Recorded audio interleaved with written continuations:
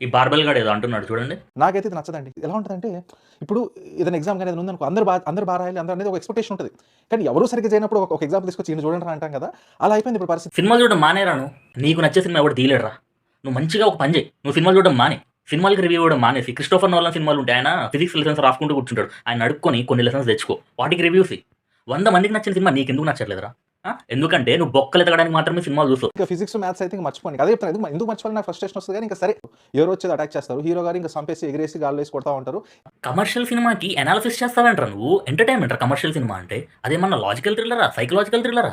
నువ్వు అనాలిసిస్ చేసి మరి పేపర్ల మీద పాయింట్స్ రాసుకొచ్చి రివ్యూ చెప్పడానికి. కమర్షియల్ సినిమా అంటే బాగుందా? లేదా? అంతే.